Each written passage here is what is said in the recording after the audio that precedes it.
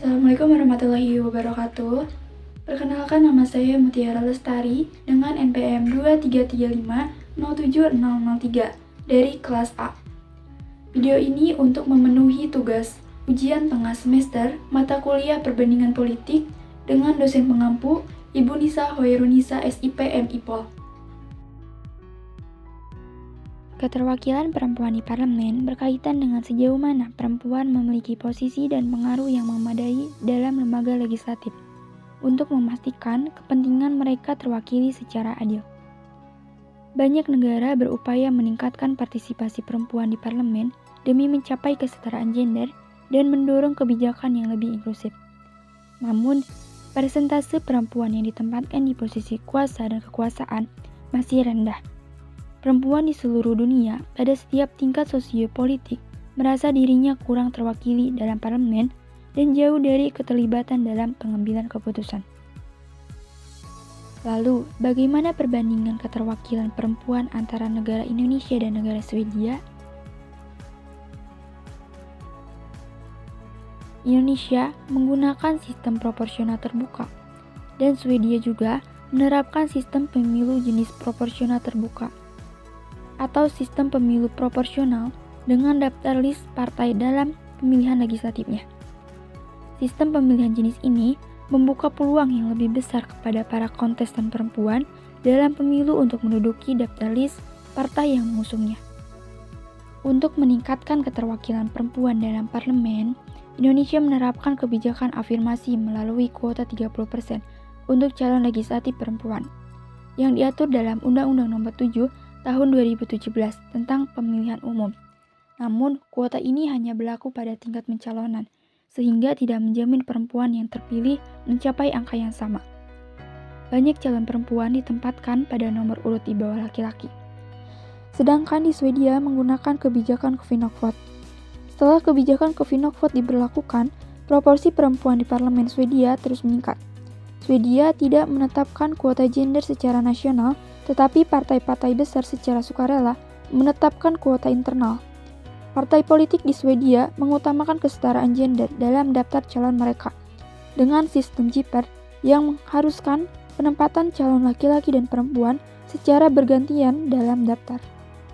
Seiring berjalannya waktu, di setiap pemilu keterwakilan perempuan dalam parlemen di Indonesia meningkat dibandingkan dengan pemilu sebelumnya. Persentase keterwakilan pada pemilu 2024, keterwakilan perempuan di DPR mencapai 22,1%, yang setara dengan 128 perempuan dari total 580 anggota. Pada tahun 2019, sekitar 20,5%. Hal ini menunjukkan adanya peningkatan dari pemilu sebelumnya.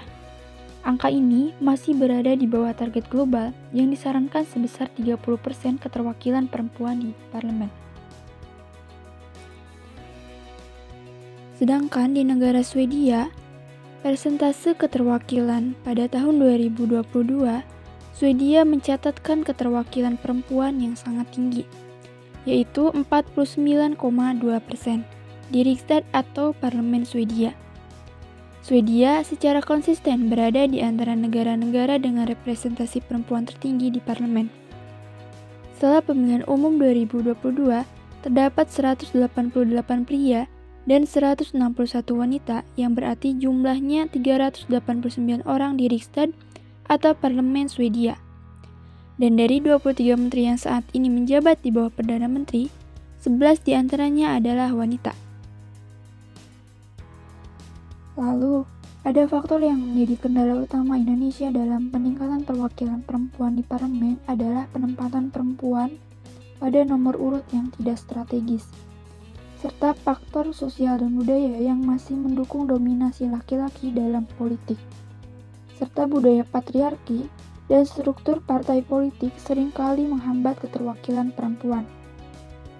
Selain itu, biaya politik yang tinggi dan sumber daya terbatas juga menghambat perempuan untuk maju ke parlemen. Upaya untuk mengatasi hal tersebut adalah dengan menempatkan perempuan pada nomor urut 1 atau 2. Selain itu, melakukan kampanye publik juga menjadi kunci dalam meningkatkan keterwakilan perempuan. Kampanye publik yang mengedukasi pemilih tentang pentingnya memilih kandidat perempuan untuk mengubah persepsi masyarakat karena stereotip gender masih kuat di Indonesia, agar mereka percaya bahwa perempuan bisa mewakili mereka. Sedangkan kesetaraan gender di Swedia merupakan bagian dari budaya politik yang lebih luas. Dukungan sosial, akses ke pendidikan yang setara, dan kebijakan negara kesejahteraan yang progresif mendorong partisipasi perempuan di berbagai sektor, termasuk politik.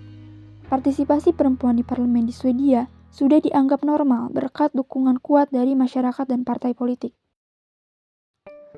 Meskipun Swedia telah berhasil dalam meningkatkan keterwakilan perempuan di parlemen, upaya untuk menguatkan implementasi kebijakan seperti Kvinnovot masih perlu terus dilakukan.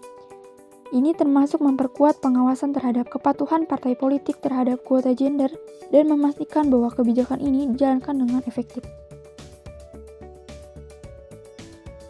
Secara keseluruhan, Swedia menjadi contoh sukses dalam mencapai kesetaraan gender di parlemen.